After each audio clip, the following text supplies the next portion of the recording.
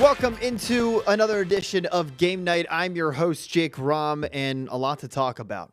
Obviously, it is football season. The NFL is well underway when it comes to training camps, and we're talking Washington Commanders. We're talking Baltimore Ravens as well. We're starting with the Washington Commanders because today the pads back on at practice for the Washington Commanders, and excitement usually surrounds that when you see the pads, but more excitement usually it comes with the offense and defensive line. Offensive linemen, obviously, when the pads are on, you can bang it around a little bit. But the Commanders doing something interesting, signing 3 offensive linemen today to add to their team, add to this roster, getting more depth on the offensive line as well. And head coach Dan Quinn was asked about that specifically and whether or not that was for some particular reason or not, whether it's for maybe some of the injuries like Nick Allegretti up front. Here is Dan Quinn's response when asked about signing 3 offensive linemen earlier this morning. To see if we could raise up the competition level, in that back group to see who could go. And so it was not injury related. And so it was more just, hey man, let's battle this thing out, see where we can go. And it just like more emphasis onto that, I would say. All right. So the Commanders bring in 3 more offensive linemen to add to what they had. It was day 2 with Stefon Diggs as well, the wide receiver that the Commanders picked up, signed officially yesterday on Friday, but the news was announced Wednesday. They had a break Thursday, so we got to see him in action on Friday. We got to see him in action today, but we're going defensive side of the ball as our Tiger Munn caught up with a new free agent signee in the offseason for the Washington Commanders on the defensive side of the ball, outside linebacker K'Lavon Chaisson. Their conversation about everything when it comes to the first season with the Commanders for K'Lavon coming from the Patriots, as where Diggs came from as well. But here's that conversation. Just starting things off, man. How's camp? How you feeling? And how are things looking on the defense? Oh, man, camp's been well. Everybody's been feeling great. I think the defense has been looking great. The offense has been looking great. There's been some competitive advantages on both sides, and I feel like we're taking advantage of them. Of course, you guys can't really pay attention that much to the offense, but some big news recently with Stefon Diggs coming to the team, helping out that offense. You spent the year in New England with him. Just tell me what can he bring to that offense that you saw in New England and that he can bring to this team right now? Oh, man, the utmost professional. Obviously, I got a chance to play with him last year, and just seeing the commitment that he gave to the team, the leadership that he showed and displayed, is second to none, man. I've been part of very few guys who can consistently show that value to a team, man, and the work that he puts in. He's literally in the building 12, 14 hours a day, whether it's body maintenance, consistent field progression, helping the younger guys get better, whatever it takes to reach this next level. So obviously with him being able to get that feeling of reaching, I feel like the ultimate goal last year and getting even hungrier, if not from personal goals.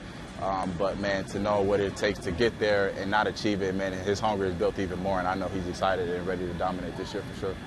And I want to talk about your hunger. You were also on that team that made the Super Bowl last year. Different team, different area, different location, different vibe, but still the same goal as it was last year. Just tell me how you're taking that experience, making it to the Super Bowl and carrying it to this team that can possibly help them get to the same place. Yeah. One, for sure, I think the most important thing I want to do, obviously, is share the dedication, the work ethic that it took to get there. But, man, I don't want it to make it about what happened last year. I want the focus to continue to be about us, man. And the only way we get there and is reach those levels, man. Continue to build, continue to stack days, and try to find ways to progress in everything we do, no matter how good it looked or how bad it looked. Always find ways to progress, and I feel like that's what we're aiming for here, and we're going in that direction. So I'm excited to be a part of, man. Want to continue to show that and making sure that's how we're efforting our goal going forward every time we take the field. And since you've been here, what have you really learned from DQ, this team, and just being in the DC area? Man, just the competitive nature that we want to build and share, man, and bleed around the building, and that's in everything we do. Whether that's in team meetings, man, we're competing against players versus coaches, offense versus defense, rookies versus vets, whatever it may be, man. Find ways to compete and get better, man, and reach those levels of trying to progress and find ways to push your brother. So excited to be a part of a competitive nature like this for sure. Tell me a little bit about practice, just from a player's perspective, the competition. You talked about how competitive it is here. Just today is a grueling day. It's a hot day. It's not easy to be out there, but you guys are out there giving 110%. Just tell me what it's like in practice with the guys, with this Commanders team. Man, practice has been dope. Man, once again, man, I just think the biggest thing is just competing and obviously within yourself, but against one another, man, finding ways to get better and push your brother. And the biggest thing that we continue to focus on, especially as a team, obviously each period is a competitive period, and we kind of want to dominate and get your wins and push forward. But each rack is a new rack, and you start from scratch zero, start from ground zero. So just how it is when every time you take the field, each play is a new play. Wipe the play behind, whether it was a good or a bad play, and focus on the next play ahead. So just that mindset and that focus and attention to detail that we continue to put in that category, man, I feel that's going to put us in the right direction for sure. And spend some time. I want to go back to college days. Jaden went to LSU. You went to LSU. Is there any kind of you guys talk about it a little bit, being back in your school days or anything like that? Nah, not too much. Obviously, man, being part of the best school ever, we know what that breed of athlete does to us. Man, has brought to us to being in this league and this professional environment, man. So. Man, exceptional player, man. I think the professionalism that he showed at such a young age is second to none, man. Excited to be around him, excited to watch him grow and continue to be around vets that want to push him and challenge him, you know what I'm saying, to continue to find strides to do better and push himself. So, man, I give him the utmost respect at everything that he's found a way to handle this organization, this franchise, and continue to lead us in the right direction. With the early success he's had he's never complacent. He's never found ways to kind of just put it in cruise control. He always want more. And as an LSU alum, man, I expect second to none for that, for sure. I want to ask you about a guy that's not an LSU alum, also a young star in this league, Sonny Styles.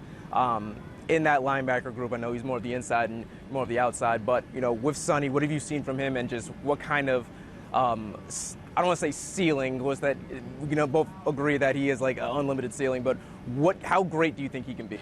Oh, that's a gold jacket guy for sure, and that's not even an exaggeration, man. The attention to detail that he puts into the game, on and off the field, man, you can just see it in the hunger he has, man, the focus, the professionalism that he shows. And every minute of the day, he's finding something to get better in, whether that's body maintenance, whether that's film room, whether that's on-field progression, whatever it may be. Even during our sidebars, throughout the times where we're not in practice, he's on the side trying to figure something out and get it going, understand something just a little bit deeper and a little bit more grasp. So, man, I really applaud him for the way he's handling it, and I want him to understand that, and I preach to him. Not everything's going to go great this year. There's going to be times where obviously we want it to. We want you to always go on a high trajectory and go that way. And if we can, man, that's a blessing. But there's going to be some highs, there's going to be some lows, man. But continue to grind, continue to convert, and dig deep, man, and just embrace the journey for sure. But, man, he's going to be a hell of an athlete, man. Like I said, that's a gold jacket player. Man, as long as he keep going this direction he's going, man, I expect nothing less for sure. Comparisons keep coming when it comes to being a gold jacket. Potential gold jacket guy down the line when Sonny Styles, the linebacker, the rookie linebacker that is, but we keep hearing good things when it comes to Sonny Styles and what his potential could be for this team. We talked about Stefon Diggs. Friday was the big day, the big reveal, seeing him in number 18 in the burgundy and gold. He got choked up at the press conference when my coworker and our colleague Alex Flum asked him a little bit about being back in the hometown area. But we also heard from one of his teammates in the wide receiver room. I caught up with second-year wide receiver Jalen Lane. He spoke about having another veteran presence in Stefon Diggs, as well as his second year and his approach coming in to this season. What's it like having another veteran to kind of learn from? I'm in a blessed situation just to have two guys like Terry and Steph, just to be a sponge and try to learn and just get better every day. It's been early impressions, though. I don't know how much he's been around you guys in the last day or so, but what are your early impressions of having a guy like Diggs in here? I mean, you can just tell he's a leader. Just how he came in today. He's coaching guys up on the sideline. You just met him, and so I'm excited to learn from him, and just excited to watch him work. This wide receiver room already was very competitive before getting a guy like Diggs in that room. How competitive do you feel like this room's going to be from here on out as you know the cuts are coming and everything has to kind of shorten up eventually. Yeah, I'm not trying to look too far ahead, man. You start looking too far ahead, you start missing days. So, I'm just focused on what I did today and focused on tomorrow. And, whatever's going to come. But obviously the competition, I don't think it's risen or lowered. I think it's, we were already competing at a high level, and it's just going to add to it. So I'm excited to see, just how we continue to work and get better. I know you probably had this question a bunch of times, but year 2 in here, how are we feeling so far in this around year of camp? Man, I'm excited, man. I'm coming in more confident, focused on, learning the playbook, mastering it, and just playing fast. So I'm excited. How much different is it from year 1 to year 2? Obviously, being a rookie, you're adjusting to a lot more things than just being on the field. But what has year 2 been like for you? Getting that chemistry down with your teammates, the wide receiver room, Jaden, etc. Yeah, obviously, coming in, you kind of know what to expect to a certain extent, and also, I've been around the guys for a year now. You know what I'm saying? Like Jaden, all the guys in the room, built great relationships with them. So it's just been fun coming to work every day. So it's just a blessing.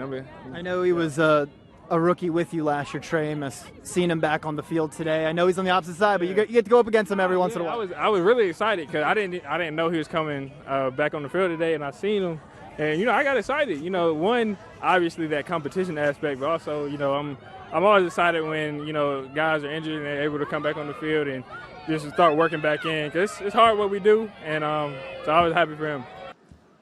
All right, so Jalen Lane, that conversation back on Friday's practice, and Trey Amos today, unfortunately, coming up with maybe a little bit of an injury bug that might set him back a tiny bit, but we don't know the details on that 100%. Hopefully he's okay, but he was back on the field. Trey Amos was back on the field on Friday when I spoke with Jalen Lane. All right, let's move things on to the Baltimore Ravens, because some scary news coming out of there. I mentioned Trey Amos coming back from injury and dealing with some injuries and whatnot, but how about the guy that they just signed, in Zay Flowers, to an extension, a 4-year extension, and Zay Flowers leaving practice today with an apparent injury, looks like a quad contusion.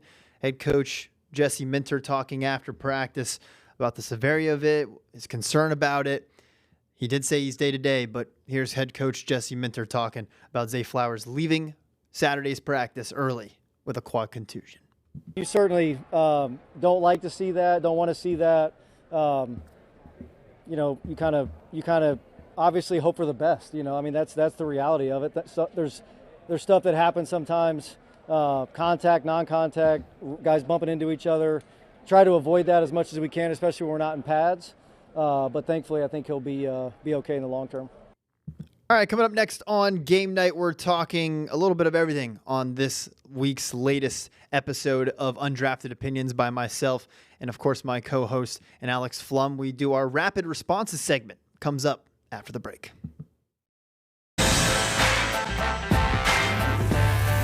Welcome back into Game Night. Jake, I'm your host, and we're talking Undrafted Opinions. That is our weekly podcast, myself and Alex Flum, my co-host, as we talk everything DC sports in general, and maybe some fun stuff in between. But here is our segment from earlier this week. We taped this back on, I believe, Monday or Tuesday of this past week, of Rapid Responses, our segment of 4 categories. We talk for about 30 seconds each. Here is that segment. Ahkello Witherspoon. Okay. Obviously, we saw the email today being put Yes. on the reserved retired list. Thoughts on that? Yeah, well, it was kind of a surprise. We saw him out here at practice yesterday. The team brought back Fabian Moreau. But what's interesting is last week, Spencer and I talked to Ahkello Witherspoon, and he told us that he has a passion for skateboarding. He hasn't skateboarded in a while, but he grew up a big skateboarder, and that his goal is to be potentially in the X Games one day. So I don't know if our interview made him want to give up football to pursue the X Games, but there you go. So he was a great interview, by the way. I was looking forward to covering him. So best of luck in whatever he chooses to do next. And if somehow he ends out back on the field, we'll be excited to cover him here. Absolutely. Hit me. All right. Jake, for you, it is year 9 for Lamar Jackson. Is this a make or break year for Lamar?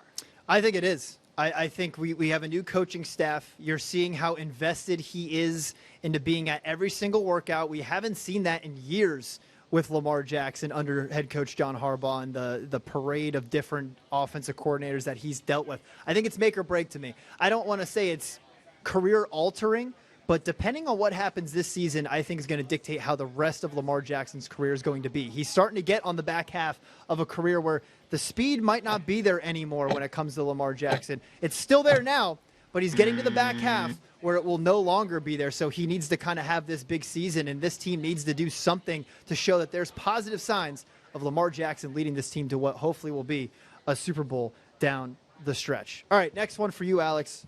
Washington Mystics, 4-game winning streak. It's the longest since 2020. They're doing things right over there in the Mystics. Your thoughts? They're in a position to make the playoffs. It would take a lot for them to miss it at this point. It firmly in that 7th spot in that top 8. Mystics fans are super excited. That duo of Sonia Citron and Kiki Iriafin looks really good. Shakira Austin has been playing super well. The bench has been providing. Sidney Johnson seems like a great coach.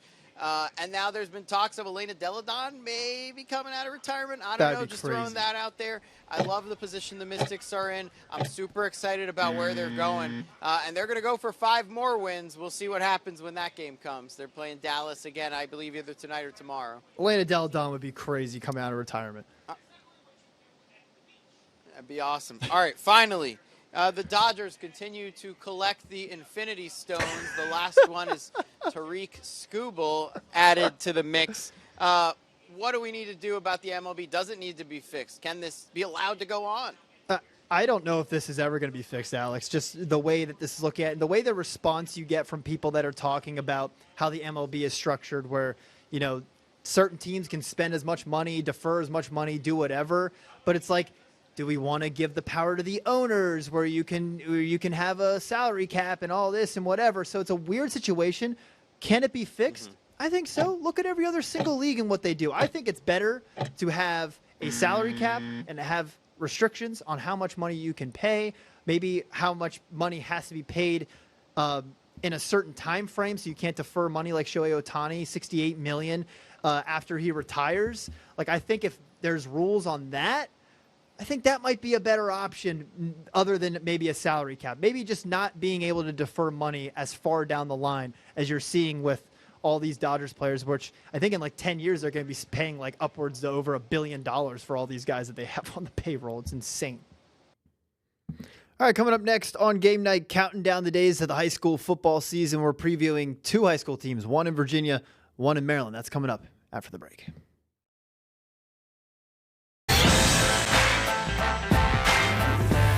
Welcome back into Game Night. Jake Rom, your host, and we're counting down the days of the high school football season, and we're previewing 2 teams today here on Game Night. We're starting in Northern Virginia with the Potomac Falls Panthers, a Class 5 team in Northern Virginia, as they're getting set to hopefully have another season, another successful season, that is. This team coming off of a 7-5 year, their best winning percentage, I think their first winning season, I should say, actually. My apologies. Since 2021, this team looking to build off of that. We caught up with their head coach, Ya Adio, as he talks about the next group stepping up, hopefully, this season to hopefully have a better year than they did last year.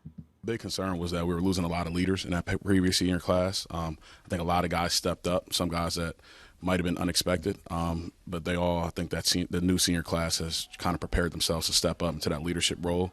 I think that's going to be a big key to this upcoming season. And we did a really good job in the offseason, starting up that growth and taking that leap for the next level. I think now it just comes to putting in the work during the season, continue to prepare every game. All right, now to Maryland as we talk another team. That's the Douglas Eagles, a Class 2. A Class 2 is how they say in Virginia. 2A is how they say it in Maryland, as the Douglas Eagles look to have another successful season. 10-2 last year for the Eagles, going deep into a playoff run. The state quarterfinals before losing to Northern, a team that almost and was on a brink of winning a Class 2A state title in Maryland last year, lost to Huntingtown in the finals. So Douglas coming into this year with some high hopes, looking to hopefully ride the coattails of last year, but also ride the coattails of a new stadium, as their head coach talked about with our interns at their media day, Monty Sutton, talking about that and talking about how maybe that could hopefully spark a fire under this class as they get ready for their upcoming season? This year, I think, with the new stadium and all the restrictions, I'll be handing out a lot of sideline passes this year. So, and I'm willing to do that because I really like seeing those guys because they really hype those guys up and kind of get them going because they know this is a winning culture football program. And so they're not going to let those guys go out there and, kind of mess that up.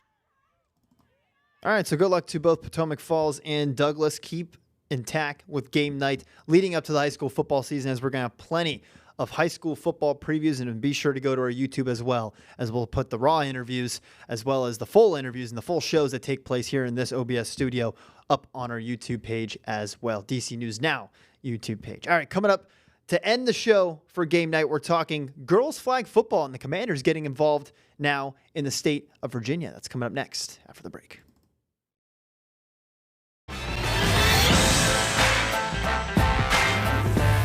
Welcome back into Game Night. Jake Rom. We're finishing the show with girls flag football. The Washington Commanders today at Kids Day at training camp in Ashburn, announcing that they're going to continue their efforts with girls flag football like they do in Maryland as well as in D.C. They will now be efforting and helping out with girls flag football in the state of Virginia with 51 schools in that area, which will now be adding to the 127 teams that they already support across the DMV area, helping them get, equipment, cleats, everything that they need to hopefully further this program. It is a sanctioned sport in Maryland and DC. I believe it is trying to be in Virginia, but they're trying to effort that push. The Washington Commanders today, a good thing that they're doing, of course, continuing the growth of this sport of flag football. That's going to do it for this edition of Game Night. I'm your host, Jake Rom. Have a good night. We'll see you tomorrow.